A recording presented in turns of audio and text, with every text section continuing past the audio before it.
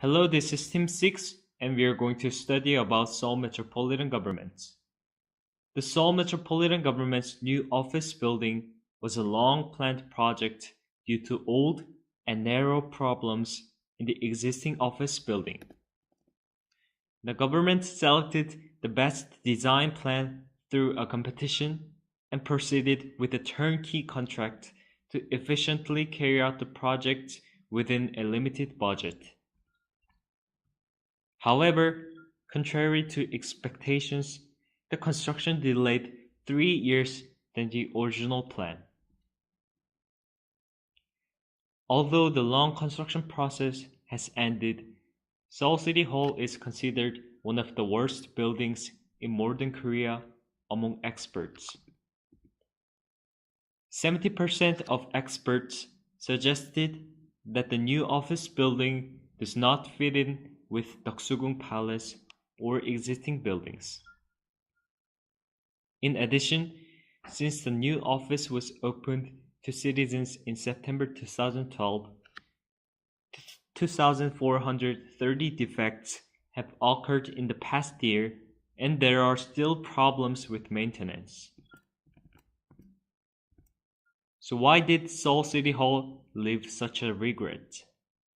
In this week, we will look into the overall problems of the construction project within the entire life cycle. It was in 1969 that the first new City Hall project was promoted by Mayor Kim Hyun-ok. Mayor Kim was so focused on urban development that he said, "Construction is my religion." So the Yeouido development project had been pushed to build a new City Hall building. However, it broke down with the resignation of Mayor Kim Hyun-ok. In 1996, the project of the new government building was carried out after Mayor Cho Soon took office. Mayor Cho established the ordinance to raise funds for new City Hall projects, and finally raised a total of 189 billion won. However, Mayor Cho could not carry out the project because of the IMF. After a long time, in 2006, the project of the new City Hall began in earnest. The Seoul Metropolitan Government adopted a turnkey contract to carry out the construction project in anticipation of shorter construction period and economic effects. As a result, Samsung Consortium was selected as the contractor. Samsung Consortium's design plan was tried to express Korea's unique beauty and tradition, but was rejected because it did not match the surrounding cultural assets such as Doksugung Palace. Since then, from June 2006 to October 2007, the Samsung Consortium has proposed 5 redesign proposals, but all designs were rejected by the Cultural Heritage Administration. Since then, a design proposal by a Uyghur architect named Seoul Wave has been elected, but it had already wasted 20 months of construction period. And because of the turnkey, the Samsung Consortium mainly worked on the project, and the role of Uyghur architect ended in initial concept design. From the design development stage, which completes the actual design, the architect had to be excluded from the process, who is the original designer. After that, due to difficulties in the construction stage, the Seoul Metropolitan Government invited the architect to complete the project. However, much of the construction had already been carried out. Therefore, the design intentions of architect were not fully conveyed to the new Seoul City Hall. This part, we will look at the main problems that significantly delayed the construction period. As the main building of the City Hall was assigned as a cultural property, it was not easy to remove the building, and by remodeling it, it was intended to secure a stability and a larger space. In foundation process, underpinning work called USEM was applied. USEM is used to support 5,810 tons of upper loads of a building while also constructing underground frames. Because this is the first application of USEM method in Korea, it was difficult to cope with the problems encountered in actual construction. First of all, it was difficult to construct in a limited space because it had to be worked only within existing building. And the existing building was built in 1926, so there was a few information about the building. As a result, there were problems with the cost and construction period because the workers were not skilled in the construction method. In superstructure construction, there was an unexpected problem. The rainy season, which began in June, was clear only 10 days until August, and the rest of 82 days were too cloudy with rain and fog.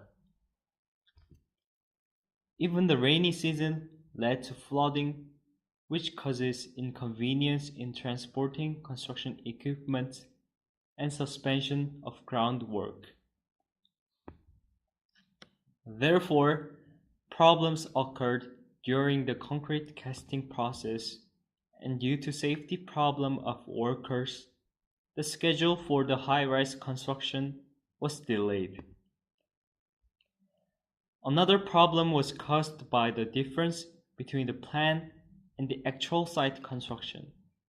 In case of external construction, it was planned to be constructed on one vertical line per 2 days, and the factory production schedule was adjusted accordingly. However, the demand for accurate work on the non-linear structure caused a lot of construction delays as workers were slow to work. So it took 3 days to assemble 10 sheets a day to complete one vertical line. After 4 years and 3 months of hard work from May 2008, the completion of the construction was completed in August 2012. Even after its completion, the city was forced to face an uncomfortable situation. Due to various problems on the project, the Seoul Metropolitan government has been forced to spend extra money. The problem is that Mayor Oh Se-hun has revised the design 6 times. The contract period for the turnkey method has been extended by 22 months. Thus, Samsung Consortium claimed for additional construction costs against the Seoul Metropolitan government. Also, complaints arose from officials working at the new office building. This is because the space utilization rate in the office area was very low due to excessive design of civic spaces. For this reason, only 45% of the officials work at the new office building. What about the other 55% of the officials? Because of this inefficient structure, governments spend a large amount of money to rent offices, and the rest of the officials work there. This results in an annual rental cost of 3 billion won. Lastly, problems in green facilities have also occurred. The city wanted to take environmental and economic advantages through vertical gardens and solar energy, but couldn't catch both advantages. Vertical garden requires an annual maintenance cost of 80 million won because The dead plants had to be replaced, and the heating and cooling system had to be operated all the time to maintain the plants. Solar energy facilities have adopted BIPV, which has a payback period of 73 years. The reason is that BIPV is twice as expensive as other devices, but its efficiency is only 60%. Despite these advantages, it was introduced because of design. After the building was opened to citizens, factors threatening the safety or comfort of citizens began to emerge in the building. The Seoul City Hall's new office has a sleek exterior that is covered with glass and has no facilities to prevent water from flowing down. In the winter, the snow on the roof of the new building melted and fell 50 meters below the ground, threatening the safety of pedestrians and vehicles. The front of the new building was installed with a snow gutter, as freezing problems were expected to occur during heavy snow. But the problem was caused by the failure to install a snow gutter on the back of the new building. This problem was repeated throughout the winter, so the Seoul Metropolitan government urgently controlled the pedestrians and vehicles to clean the water for 2 hours. In addition, Seoul City Hall is a building with all of its outer walls made of glass. This building usually had a high possibility of glass glazing not being perfectly constructed. So this can result in cracks and water leaks, finally causing inconvenience to its visitors. Do you think the new City Hall plays a role that satisfies society? Public architecture like City Hall is important because it reflects the level of architectural culture that citizens can enjoy. But the government did not know what society needed for good architecture. And also, building projects form an organic relationship, so it is very important that proper project management continues within the entire life cycle of the building.